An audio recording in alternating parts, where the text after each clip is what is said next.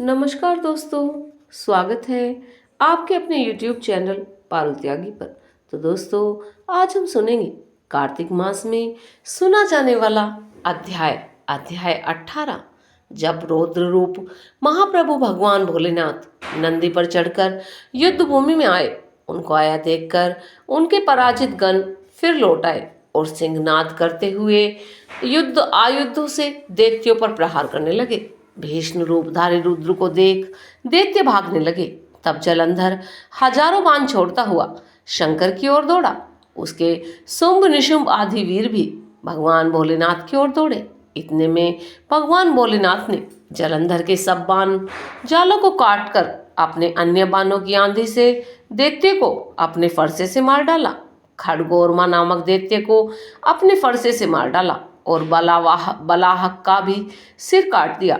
घासमर भी मारा गया और शिवगन चिशी ने प्रचंड नामक दैत्य का सिर काट डाला। किसी को शिवजी के बैल ने मारा, कई उनके बाणों द्वारा मारे गए। ये देखकर जलंधर अपने शुभाधिक दैत्य को धिक्कारने और भयभीत को धैर्य देने लगा, पर किसी प्रकार भी उसके भयग्रस्त दैत्य युद्ध को न आते थे। जब दैत्य सेना पलायन आरंभ कर दिया, तब महाक्रुद्ध जलंधर ने शिवजी को ललकारा और 70 बाण मारकर शिवजी को दग्ध कर दिया। शिवजी उसके बाणों को काटते रहे, यहाँ तक कि उन्होंने जलंधर की ध्वजा, छत्र और धनुष को भी काट दिया। फिर 7 बाण से उसके शरीर में भी तीव्र आघात पहुंचाया। धनुष के कट जाने से जलंधर ने गदा उठाई।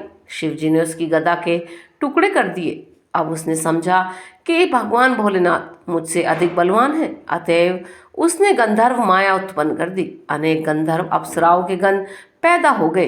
वीणा और मृदंग आदि बाजों के साथ नृत्य व गान करने लगे। इससे अपने गणों सहित रुद्र भी मोहित हो एकाग्र हो गए। उन्होंने युद्ध बंद कर दिया। फिर तो काम मोहित जलंधर बड़ी शीघ्रता से शंकर का रूप धारण कर वृषभ पर बैठकर माता पार्वती के साथ पहुंचा। उधर जब पार्वती ने अपने पति को आते देखा तो अपनी सखियों का साथ छोड़ दिया और आगे आई। उन्हें देख कामातुर जलंधर का वीर्यपात हो गया और उसके पवन से वह जड़ भी हो गया। गौरी ने उसे दानव समझा। वह अंतर्ध्यान हो उत्तर की मानस पर चली गई। तब पार्वती ने विष्णु जी को बुलाकर दैत्य धन का वह कृत्य कहा और यह प्रश्न किया कि आप इससे अवगत हैं। तब भगवान विष्णु ने उत्तर दिया, आपकी कृपा से मुझे सब ज्ञात है माता। आप जो भी आज्ञा करेंगी मैं उसका पालन करूंगा। जगत माता ने भगवान विष्णु जी से कहा कि उस दैत्य ने जो मार्ग खोला है उसका अनुसरण उचित है। मैं तुम्हें आज्ञा देती हूँ कि उसकी पत्नी का पतिव्रत भ्रष्ट कर दो, वह दैत्य तभी मरेगा। पार्वती जी की आज्ञा पाते ही भगवान विष्णु जी उसको श्रेयोधार्य कर छल करने के लिए जलंधर के नगर की ओर चले गए। इस प्रकार 18वां अध्याय समाप्त हुआ। बोलिए भगवान भोलेनाथ की जय हो, श्री नारायण महाराज की जय हो। अब हम सुनते हैं कार्तिक मास में सुनी जाने वाली नित्यनेम की कथा। बोलिए श्री लक्ष्मी माता की जय हो। एक गांव में एक बूढ़ा ब्राह्मण रहता था। खाना कमाना तो जाने ना था, बस ऐसे ही बैठा रहता। रास्ते में चलता रहा तो एक मंदिर था। वह एक दिन वहां से गुजर रहा था। उसने देखा मंदिर में बहुत सारी औरतें बैठकर कोई कहानी कह रही हैं। वह बूढ़ा ब्राह्मण वहां पर रुक गया और पूछने लगा कि तुम सब ये मिलकर क्या कह रही हो और कौन सी कहानी कह रही हो। तब वे औरतें बताने लगीं कि बाबा, कार्तिक का महीना चल रहा है और हम नित्यनेम की कहानी सुन रहे हैं। तुम्हें सुननी हो तो तुम भी बैठ जाओ और सुन लो। तब वे पूछने लगा कि इस कहानी को सुनने से क्या होता है। तो उनमें से एक औरत बोली कि इस कहानी को सुनने से मनोकामना पूर्ण हो जाती हैं, अंधन के भंडार भर जाते हैं। तब बूढ़ा ब्राह्मण कहने लगा कि ऐसी कहानी तो मुझे भी सुना दो। तब वो कहानी कहने लगी। वार सोमवार, वार मंगलवार, वार बुधवार, वार बृहस्पतिवार, वार शुक्रवार, वार शनिवार, और पीछे आया सोमवार, महादेव का वार, 9 निध 12 सिद्ध, बूढ़े बाबा तेरा आसरा, भरियो पिहर सासरा, धन के ढेर लग गए, बाबा तेरे भाग का हुआ, मेरे भाग का होगा कहानी सुनकर वह घर चला गया और घर जाकर अपनी ब्राह्मणी के पास जाकर बैठ गया। तब ब्राह्मणी ने पूछा कि कुछ कमा कर लाए हो? तो ब्राह्मण बोला, हाँ, आज तो मैं बहुत कुछ कमा कर लाया हूँ। नित्यनेम का नियम लाया हूँ। जा करके एक जल का लोटा भर कर ला और थोड़े से चावल और चीनी के दाने ला। अब दोनों पति पत्नी बैठकर नित्यनेम की कहानी कहेंगे। ब्राह्मणी लोटा भर के पानी लाई, चावल चीनी के दाने लाई। अब ब्राह्मण ने नित्यनेम की कहानी कहनी शुरू करी कि वार सोमवार, वार मंगलवार, वार बुधवार, वार बृहस्पतिवार, वार शुक्रवार, वार शनिवार, रविवार पीछे का वार, आया सोमवार, महादेव का वार, 9 निद 12 सिद्ध, बूढ़े बाबा तेरा आसरा, भरियो पीहर सासरा। तो मार उसके तो बहुत सारा धन हो गया। अब बूढ़ा सोचने लगा कि मेरे तो बहुत धन हो गया, अब मैं अपनी बेटी के चले चलता हूँ। वह बूढ़ा ब्राह्मण अपनी बेटी के गया तो बेटी से पूछने लगा, बेटी तो दुखी है या सुखी?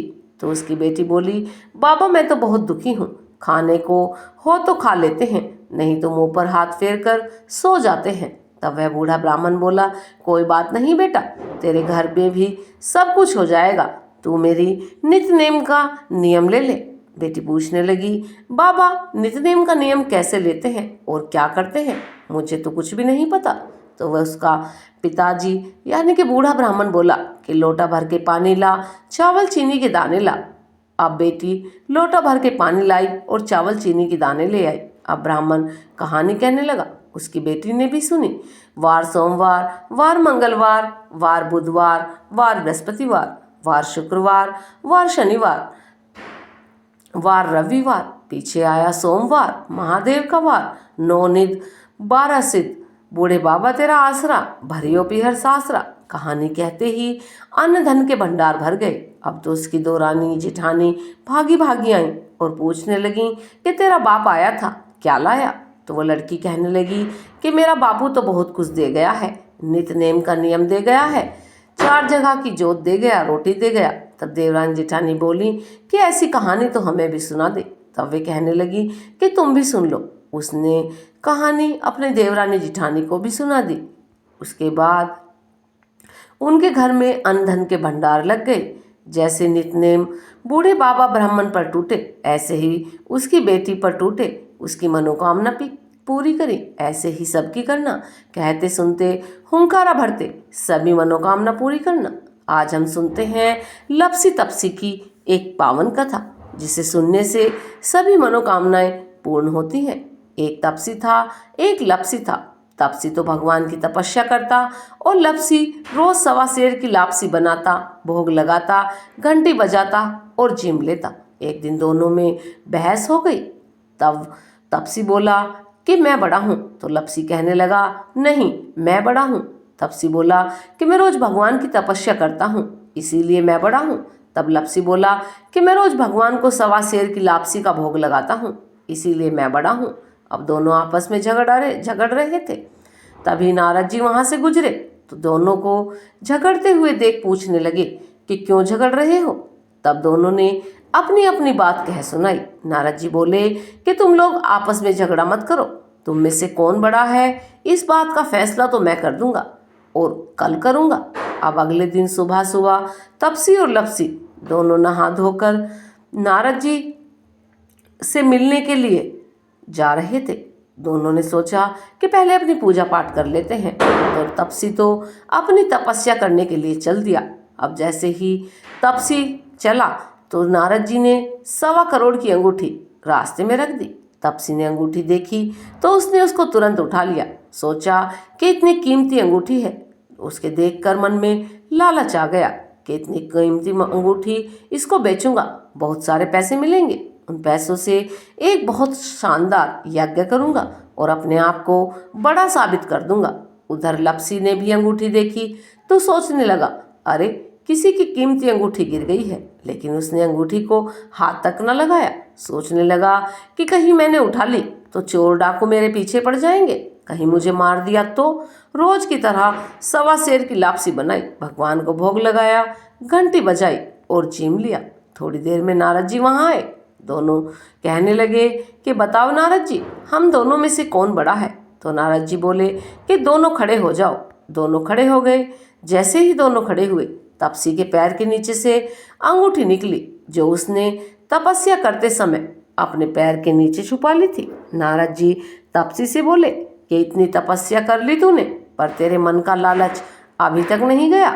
जा, अब तेरी तपस्या का भी कोई फल नहीं मिलेगा। इतना सुनना था कि तपसी जोर जोर से रोने लगा। रोते रोते नारद जी के पैरों में गिर गया। बोला, महाराज दया करो और बताओ कि मुझे मेरी तपस्या का फल कैसे मिलेगा। तब नारद जी बोले कि जो अपने घर में गाय या कुत्ते की रोटी नहीं बनाएगा, उसकी तपस्या का फल तुझे मिल जाएगा। दीपक जलाकर हाथ नहीं जोड़ेगा, ब्राह्मण को भोजन कराकर दक्षिणा नहीं देगा, उसकी तपस्या का फल भी तुझे मिलेगा। साड़ी ब्लाउज देकर उस पर भेंट नहीं देगा, तो उसकी तपस्या का फल भी तुझे मिल जाएगा। जो सारी कहानी कहकर तेरी कहानी नहीं कहेगा, उसके सारे पुण्य सारे फल तुझे प्राप्त हो जाएंगे। बस तभी से कथा कहानी के साथ तपसी लपसी की कहानी जरूर सुननी चाहिए, नहीं तो किसी भी कथा कहानी का फल नहीं मिलता। तो इस प्रकार कार्तिक मास की कथा समाप्त हुई। आइए अब सुनते हैं तुलसी माता की आरती। तुलसी महारानी नमो नमो, हर की पटरानी नमो नमो। तुलसी महारानी नमो नमो, हर की पटरानी नमो नमो। धन तुलसी पूरण तप कीनो, शालिग्राम बनी पटरानी नमो नमो। तुलसी महारानी नमो नमो, हर की पटरानी नमो नमो। जाके पत्र मंजरी कोमल, श्रीपति कमल चरण लपटानी नमो नमो। तुलसी महारानी नमो नमो, हर की पटरानी नमो नमो। कौन से महीने में बोई रानी तुलसा, कौन से महीने में हुई हरियाली नमो नमो। तुलसी महारानी नमो नमो, कौन से महीने में हुई तेरी पूजा, कौन से महीने में हुई पटरानी नमो नमो। तुलसी महारानी नमो नमो, हर की पटरानी नमो नमो। साढ़ मास में बोई रानी तुलसा, सावन मास में हुई हरियाली नमो नमो। तुलसी महारानी नमो नमो, हर की पटरानी नमो नमो। कार्तिक मास में हुई तेरी पूजा, मंगसिर मास में हुई पटरानी नमो नमो। तुलसी महारानी नमो नमो, हर की पटरानी नमो नमो। धूप दीप नैवेद्य आरती, पुष्पन की बरसा बरसानी नमो नमो। तुलसी महारानी नमो नमो, 56 भोग 3600 व्यंजन, बिन तुलसी हरि एक न मानी नमो नमो। तुलसी महारानी नमो नमो, हर की पटरानी नमो नमो। जो कोई तुलसी जी को सवेरे को गावे, श्री कृष्ण के दर्शन पावे नमो नमो। तुलसी महारानी नमो नमो, हर की पटरानी नमो नमो। जो कोई तुलसी जी को दोपहर को गावे, खीर खांड के भोग लगावे नमो नमो। तुलसी महारानी नमो नमो, हर की पटरानी नमो नमो। जो कोई तुलसी जी को सांझ को गावे, श्री कृष्ण की आरती उतारे नमो नमो। तुलसी महारानी नमो नमो, हर की पटरानी नमो नमो। जो कोई तुलसी माँ को रात को गावे, श्री कृष्ण के चरण दबावे नमो नमो। तुलसी महारानी नमो नमो, हर की पटरानी नमो नमो। सभी सखी मैया तेरो यश गावे, भक्ति दान दीजो महारानी नमो नमो। तुलसी महारानी नमो नमो, हर की पटरानी नमो नमो। बोलिए तुलसी मैया की जय, सभी देवी देवताओं की जय। तो दोस्तों, अगर आपको हमारी वीडियो अच्छी लगती है तो प्लीज़ लाइक और शेयर किया करें, और कमेंट में जय श्री विष्णु भगवान लिखना बिल्कुल भी ना भूलें। और जो अभी हमारे चैनल पर नए हैं वो चैनल को सब्सक्राइब करें, और ऐसी ही कथाएं सुनने के लिए हमारे चैनल पर बने रहें। धन्यवाद दोस्तों।